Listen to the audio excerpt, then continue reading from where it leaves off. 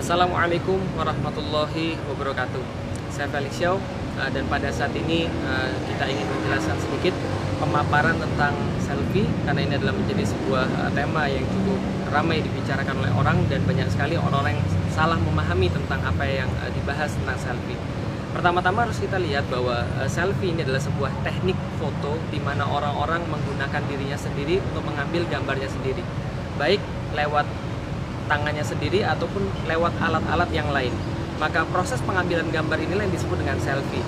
Maka selfie berbeda dengan orang yang mengambilkan gambar atau orang yang berfoto dengan orang lain sebagai kameramannya. Nah, maka kita sikapi kemudian seperti apa Islam kemudian memandang selfie ini. Karena memang di dalam Islam segala hal itu dijelaskan dan segala hal punya hukumnya. Pertama-tama yang bisa kita lihat, dilihat dari segi penelitian, maka selfie ini adalah termasuk bagian daripada penyakit atau daripada gangguan jiwa. Mengapa? Banyak sekali jurnal-jurnal psikologi yang menyampaikan bahwa segala sesuatu memang perbuatan yang overdosis, termasuk selfie ini mengandung narsistik yang sangat besar sekali, dan ini adalah bagian daripada penyimpangan, bagian daripada gangguan jiwa. Tatkala kita melihat atau kita ingat seorang narsisus, di mana dari namanya narsis ini kemudian diambil, dia terobsesi dengan dirinya sendiri, memperhatikan dirinya sendiri, kagum terhadap dirinya sendiri. Ketika dia melewati kolam, dia lantas bercermin di depan kolam, lalu kemudian dia mengagumi dirinya. Setiap hari dia melakukan seperti itu, bertambah lama kemudian bertambah kerap, bertambah lama bertambah sering, dia selalu mengagumi dirinya di atas kolam itu. Lama-kelamaan, saking kagumnya dia terhadap dirinya sendiri, maka dia kemudian tercebur di dalam kolam itu kemudian meninggal. Prosesnya sama, ketika orang melakukan selfie, jurnal psikologi menyampaikan kepada kita bahwa ini adalah sejenis daripada gangguan jiwa atau gangguan orang-orang yang memang secara psikologis ada. Dilihat dari segi Islam, ini lebih bermasalah tatkala selfie ini dilakukan oleh seorang muslimah. Karena kenapa? Di dalam Islam, rasa malu adalah bagian daripada keimanan. Karena Rasulullah SAW menyampaikan kepada kita bahwa iman ini ada 60 atau 70 cabang. Dan yang termasuk bagian daripada cabang keimanan itu adalah rasa malu. Rasa malu ini sangat penting sekali. Sampai-sampai Rasulullah mengingatkan kepada kita, inna likulli dinin khuluqan wa khuluqal islami al-haya. Bahwa setiap agama ini memiliki akhlak-akhlak mereka tertentu, dan tentu akhlak daripada Islam adalah rasa malu. Oleh karena itu seorang perempuan, seorang muslimah dituntut untuk memperhatikan rasa malu ini. Tapi apa yang terjadi ketika seseorang melakukan selfie yang sekarang? Bukan lagi teknik foto yang mereka tunjukkan, tapi yang mereka tunjukkan adalah bagaimana memperoleh mimik-mimik muka dengan berbagai pose, menunjukkan wajah-wajah mereka, sehingga itu adalah menarik bagi orang lain.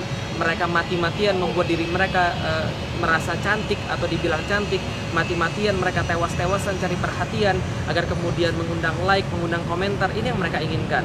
Kemudian ada 9 kotak, kemudian masing-masing dengan mimik muka pose yang berbeda-beda, dengan wajah yang diunyu-unyuin, dikiut-kiutin, kemudian wajah yang dimonyong-monyongin. Inilah bagian daripada tadi penyakit. Karena kenapa? Mereka desperately mencari perhatian. Ini yang kita lihat pada fenomena selfie yang sekarang. Padahal di dalam Islam, seorang wanita diperintah untuk menundukkan pandangan mereka, bukan mencari perhatian. Allah katakan di dalam Al-Quran, a'udzubillahi minasyaitonirrajim, bismillahirrahmanirrahim, wa kullil mu'minat yakhdudna min absarihinna wa yahfazna furujahunna wa la yubdina zinatahunna illa ma zahara minha. Allah katakan kepada para perempuan, wahai orang-orang, katakan kepada orang-orang yang mukminat, perempuan-perempuan yang beriman, hendaklah mereka menundukkan pandangan mereka, hendaklah mereka melindungi diri mereka daripada fitnah-fitnah, menjaga kemaluan mereka. Ini Allah perintahkan kepada para wanita. Bukannya malah sebaliknya, mengumbar aurat mereka, mengumbar kecantikan mereka, mengumbar fisik mereka dengan selfie ataupun tindakan-tindakan yang lain, yang ujung-ujungnya adalah mencari kenikmatan dan kepuasan fisik belaka. Ini jelas sekali kemudian diperintahkan di dalam Islam untuk dijauhi dan tidak dilakukan oleh seorang wanita. Yang berikutnya, ketika kita melihat selfie, ini adalah sebuah perbuatan yang pasti terkandung amalan hati di dalamnya. Yang kita khawatirkan bahwa selfie ini berujung pada takabur, berujung pada sifat riya, dan yang paling sedikit adalah sifat ujub. Kita tidak mengatakan bahwa setiap selfie pasti takabur, pasti riya, pasti ujub. Tidak. Kita tidak pernah mengatakan pula bahwa selfie ini haram, karena kita kembalikan pada hukum asal berfoto adalah mubah, boleh. Maka selfie pun boleh-boleh saja. Namun ketika kita melihat pada saat sekarang, fenomena selfie bukan hanya fenomena sebagai teknik foto saja, tapi sebuah fenomena untuk sebuah narsisme. perhatian terhadap diri, mengundang like, mengundang komen. Yang ini adalah membahayakan, yang sudah saya bahas tadi, bahwa ini adalah membahayakan rasa malu pada wanita, menghilangkan rasa malu pada wanita. Nah, oleh karena itulah yang kita khawatirkan adalah bahwa selfie ini, ketika seseorang berpakaian menarik, berdandan menarik, lalu kemudian dia berfoto dengan pose yang paling baik menurut dia, lalu merasa kagum terhadap dirinya sendiri, merasa dirinya sendiri keren, merasa dirinya sendiri hebat, maka ini sudah masuk ke dalam sifat ujub. Ketika dia kemudian maju lagi, satu langkah lagi, dia upload ini kemudian ke media sosial, kemudian karena komen-komen, karena like itu lantas dia merasa hebat, lantas dia merasa kemudian dia berbuat ini supaya di like, supaya dikomen oleh orang lain. Mulailah dia berbuat sesuatu bukan karena Allah, tapi karena orang, maka masuklah ke dalam sifat riya. Dan ketika dia maju lagi selangkah, dia menganggap bahwa yang lain tidak lebih baik daripada dia, bahwa dia lebih baik daripada orang lain, masuklah dia ke dalam sifat takabur. Maka kita sebagai seseorang yang menasihati, tentu saja menasihati pada setiap muslimah, jagalah rasa malu ini, bagian daripada keimanan yang sangat luar biasa. Bukankah telah sampai kepada kita tatkala Aisyah yang menjadi istri Rasulullah, dia menemukan bahwa Rasulullah meninggal, lalu kemudian disusulkan Abu Bakar yang meninggal, dan dia dimakamkan di rumah Aisyah, di kamar Aisyah. Tatkala itu ditambahlah satu orang lagi, ketika Khalifah Umar meninggal, maka Khalifah Umar dimakamkan di tempat yang sama bersama Abu Bakar dan bersama Rasulullah. Apa yang diucapkan oleh Aisyah?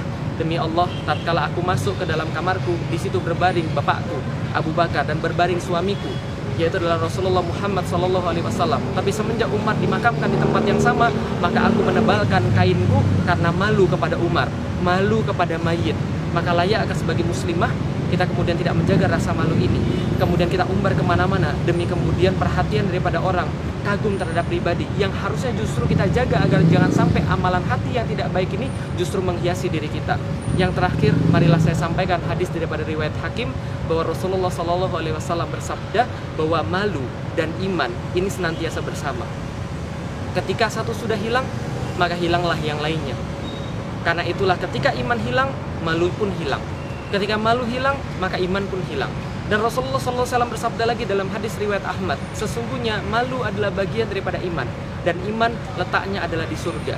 Sedangkan kata-kata kotor, lisan yang buruk adalah bagian daripada tabiat kasar, dan tabiat yang kasar tempatnya adalah di neraka. Wallahu a'lam bishawab, teman-teman sekalian.